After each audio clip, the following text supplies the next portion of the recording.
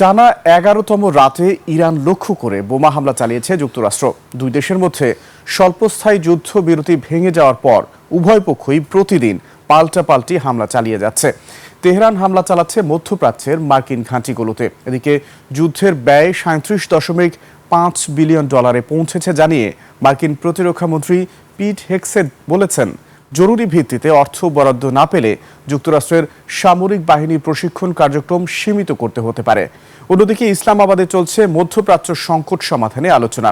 বিস্তারিত আফসানা নীলার রিপোর্টে। ইরানের দক্ষিণ পশ্চিমাঞ্চলীয় খুজেস্তান প্রদেশের বেহবাহান ও ওমিদিয়েহ শহরের কাছাকাছি অঞ্চলে আঘাত হানে যুক্তরাষ্ট্রের ক্ষেপণাস্ত্র। পাল্টা জবাবে মধ্যপ্রাচ্যের মার্কিন ঘাঁটিতে হামলা অব্যাহত রেখেছে তেহরান। আর নতুন করে তেহরানের পারমাণবিক স্থাপনা পিক এক্স মাউন্টেনে হামলার হুমকি দিয়েছেন মার্কিন প্রেসিডেন্ট ডোনাল্ড ট্রাম্প।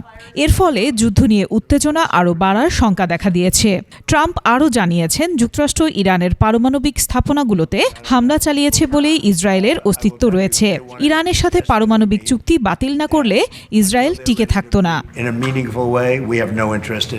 এদিকে যুদ্ধ নিয়ে মার্কিন সিনেটে প্রশ্নের মুখোমুখি হয়েছেন দেশটির প্রতিরক্ষামন্ত্রী পিট হেগসেট।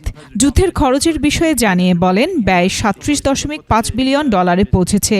একই সাথে পেন্টাগনের জন্য অতিরিক্ত ৯০ বিলিয়ন ডলার তহবিলের প্রয়োজন বলে তিনি কংগ্রেসকে জানিয়েছেন। শুনানিতে হেগসেট আরও সতর্ক করে বলেন, জরুরি ভিত্তিতে অতিরিক্ত অর্থ বরাদ্দ না পেলে যুক্তরাষ্ট্রের সামরিক বাহিনীর প্রশিক্ষণ কার্যক্রম সীমিত করতে হতে পারে।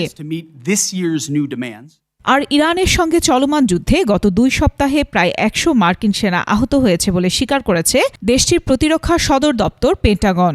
এছাড়া ওয়াশিংটন পোস্ট ইপসোসের এক জরিপে দেখা গেছে ৬৮% মার্কিনী মনে করছেন ইরান যুদ্ধ সার্থক হয়নি, উল্টো ক্ষতিগ্রস্ত হয়েছে যুক্তরাষ্ট্র।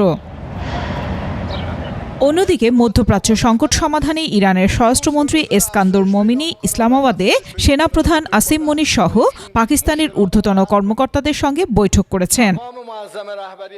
আফসানা নীলা, ডেস্ক রিপোর্ট, ২১ টেলিভিশন।